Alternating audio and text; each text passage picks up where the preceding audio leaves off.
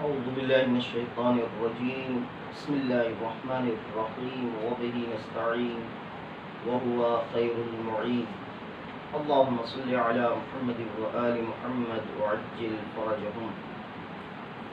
بسم الله الرحمن الرحيم. إن الله وملائكته يصلون على النبي يا أيها الذين آمنوا صلوا عليه وسلموا تسليما. لبيك يا رب وسعديك وسبحانك اللهم صل على محمد وآل محمد وبارك على محمد وآل محمد كما صليت وباركت على إبراهيم وآل إبراهيم إنك حميد مجيد. بے شک اللہ اور اس کے ملائکہ درود بھیجتے ہیں نبی پر. اے ایمان والو، تم بھی درود بھیجو ان پر اور سلام پڑھو جو سلام کا حق ہے. اے خدا، میں نے قبول کیا اور میں حاضر ہوا اور پاک و بے نیاز ہے تو.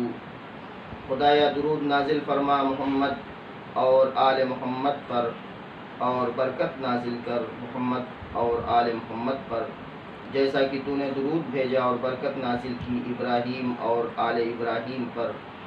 بے شک تو حمد کیا ہوا اور بزرگی والا ہے. گفتگو کا موضوع ہے ماہ مبارک رمضان میں روزانہ پڑھی جانے والی صلوات. حضور اکرم صلی اللہ علیہ وآلہ وسلم نے فرمایا: ومن اکثر فیہ من الصلاة علی ثقل اللہ میزانہ یوم تخفف فیہ الموازین. جو شخص ماہ مبارک رمضان میں زیادہ سے زیادہ صلوات پڑھے گا، اس کا میزان قیامت کے دن سنگین قرار دے گا پروردگار عالم. پروردگار عالم اس کے میزان کو بروز قیامت سنگین کر دے گا کہ جس دن بہت سے لوگوں کے میزان سبک اور ہلکے ہوں گے. روایات میں محمد اور آل محمد علیہ السلام پر درود بھیجنے اور صلوات پڑھنے کی بہت ہی زیادہ تاکید کی گئی ہے. پیغمبر پر صلوات پڑھنے کا مطلب ہے خدایا رحمت نازل فرما محمد اور ان کی آل پر. یہ رحمت جب پیغمبر اکرم صلی اللہ علیہ وآلہ وسلم پر نازل ہوگی تو دوسرے بھی اس سے بہرہ مند ہوں گے، کیونکہ حضور اکرم صلی اللہ علیہ وآلہ وسلم فیض الہی کا سرچشمہ ہے.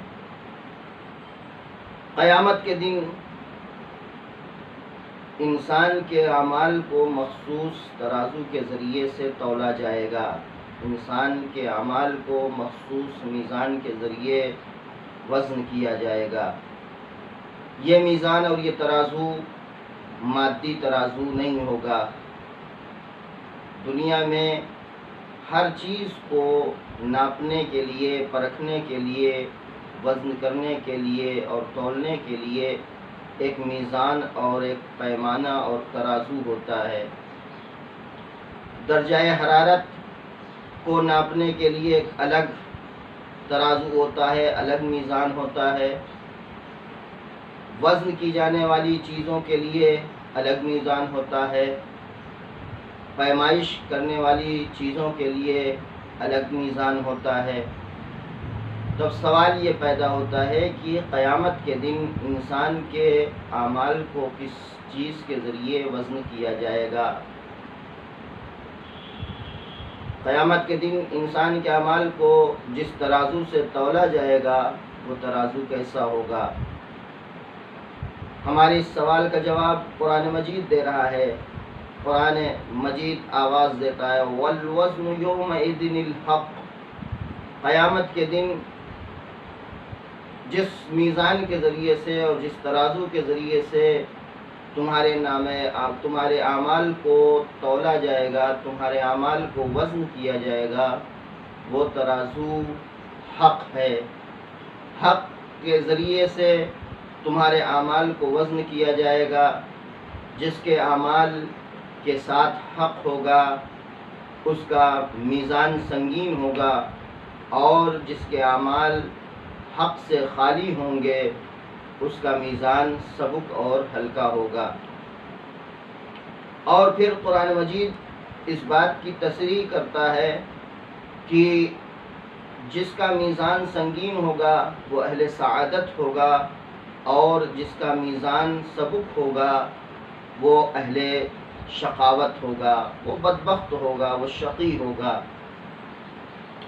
اسی لیے انسان قیامت میں جائے اور میدان محشر میں پہنچنے کے بعد جب اعمال کے وزن کرنے کا مرحلہ آئے تو اس وقت معلوم ہو کہ کس کے اعمال کا ترازو سنگین ہے اور کس کے اعمال کا ترازو سبک ہے۔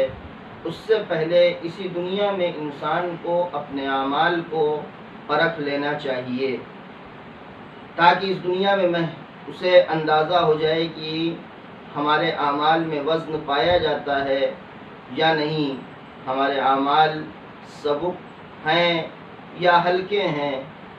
اس کے لیے حضرت امیر المؤمنین علی بن ابی طالب علیہ السلام فرماتے ہیں زنو قبل ان توزنوا، اس سے پہلے کہ تمہارے اعمال کو قیامت کے دن وزن کیا جائے، تمہارے اعمال کو تولا جائے، تم اپنے اعمال کو خود اسی دنیا میں وزن کر کے دیکھ لو۔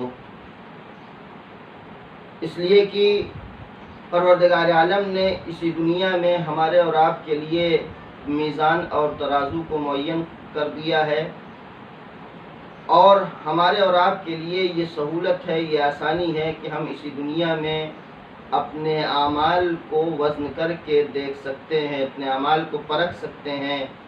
کیا ہمارے اعمال سنگین ہیں، ہمارے اعمال کا ترازو سنگین ہوگا یا ہمارے اعمال کا ترازو سبک ہوگا؟ حق کو پروردگار عالم نے میزان قرار دیا ہے، ہمیں اور آپ کو یہ دیکھنا ہے کہ ہمارے اعمال حق کے ساتھ ہیں یا حق سے خالی ہیں۔ اگر حق کے ساتھ ہوں گے تو بروز قیامت ہمارے اعمال کا ترازو سنگین ہوگا، حق سے خالی ہوگا تو ہمارے اعمال کا ترازو سبک اور ہلکا ہو جائے گا۔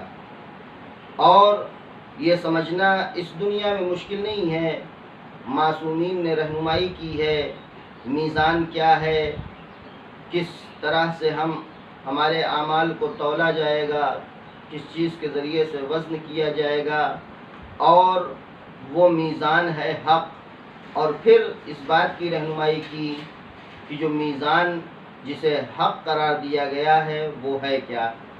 حضرت امام رضا علیہ السلام فرماتے ہیں کہ جو شخص اپنے گناہوں کا کفارہ ادا نہ کر سکے اسے چاہیے کہ وہ زیادہ سے زیادہ ہمارے اوپر صلوات اور درود بھیجے۔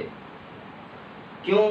اس لیے کہ جب انسان درود اور صلوات پڑھتا ہے تو اس درود پڑھنے کے ذریعے سے ہمارے گناہ بالکل محو ہو جاتے ہیں، ہمارے نامہ اعمال سے جو گناہ ہوتے ہیں وہ مکمل طور پر ختم ہو جاتے ہیں اور ہمارے اعمال پاک و پاکیزہ ہو جاتے ہیں۔ تو حضرت رسول خدا صلی اللہ علیہ وآلہ وسلم کے بیان کا مطلب کہ ماہ مبارک رمضان میں زیادہ سے زیادہ درود ہم پر بھیجو، ہم پر اور ہماری آل پر زیادہ سے زیادہ صلوات پڑھو۔ اس کا مطلب یہ ہے کہ ہم محمد اور آل محمد کے لیے پروردگار کی بارگاہ میں رحمت کی دعا کریں۔ اور ابتدائے کلام میں یہ بیان کیا کہ جب ہم محمد اور آل محمد کے لیے رحمت کی دعا کریں گے تو یہ رحمت ہم تک بھی پہنچے گی، اس لیے کہ پروردگار عالم نے محمد اور آل محمد علیہ السلام کو مکمل فضائل و کمالات کا مالک اور حامل بنا کر اس کائنات میں بھیجا ہے، انہیں کسی چیز کی ضرورت نہیں ہے۔ ایسا نہیں ہے کہ جب ہم دعا کریں گے محمد اور آل محمد علیہ السلام کے لیے تو پھر ان کے شرف میں کچھ اضافہ ہوگا، ان کے مقام میں کوئی اضافہ ہوگا نہیں، ان کے مقام اور ان کے شرف میں ہمارے درود و صلوات سے کوئی اضافہ نہیں ہوگا، بلکہ جس ذات کو فائدہ ہونے والا ہے اس صلوات کا، اس درود کا جسے فائدہ پہنچنے والا ہے، وہ خود ہم اور آپ ہیں۔ جب ہم اور آپ پیغمبر اور ان کی آل پر صلوات پڑھتے ہیں تو اس کے ذریعے سے یہ رحمت ہم تک پہنچتی ہے، اور یہ رحمت سبب بنتی ہے کہ ہم پروردگار سے قریب ہو جاتے ہیں۔ اس لیے کہ حدیثوں میں صلوات کو دعائے مستجاب سے تعبیر کیا گیا ہے۔ صلوات ایک ایسی دعا ہے کہ جو یقیناً پروردگار کی بارگاہ میں قبول ہوتی ہے، جس کی قبولیت میں شک و شبہ کی گنجائش نہیں ہے۔ صلوات ایک ایسی دعا ہے جسے پروردگار عالم رد نہیں کرے گا۔ اسی لیے حضرت علی ابن ابی طالب علیہ السلام فرماتے ہیں کہ جب تمہیں دعا کرنا ہے، جب تمہیں بارگاہ الہی میں دعا کرنا ہو تو تمہیں چاہیے کہ اپنی دعا کے ابتدا میں صلوات پڑھو، اور اپنی دعا کے انتہا میں، اپنی دعا کے اختتام پر صلوات پڑھو۔ یعنی جب تمہیں کوئی دعا کرنا ہو تو ایسی صورت میں پہلے صلوات پڑھو اور پھر آخر میں صلوات پڑھو، اس لیے کہ پروردگار عالم ایسا نہیں ہے کہ جو ابتدا کی دعا کو آپ کے قبول کر لے اور انتہا کی دعا کو قبول کر لے لیکن بیچ کی دعا کو رد کر دے۔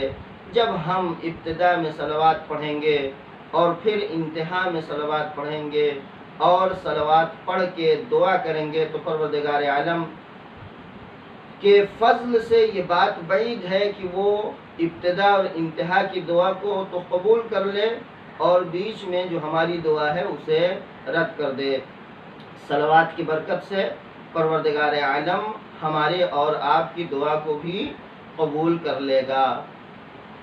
اب گفتگو کا ایک مرحلہ ہے کہ انسان جب اپنے کو کمالات کی ایک منزل پر پہنچا دیتا ہے تو صرف محمد اور آل محمد ہی نہیں کہ جن پر ہم اور آپ اور فرشتے اور خدا درود اور صلوات پڑھتے ہیں، بلکہ ایک منزل ایسی بھی آتی ہے کہ جہاں پر فرشتے اور خدا مومنین پر صلوات پڑھتے ہیں، مومنین پر درود بھیجتے ہیں۔ انشاءاللہ گفتگو کا یہ سلسلہ دوسری قسط میں بیان کیا جائے گا۔ صلی اللہ علی محمد و آلہ الطاہرین۔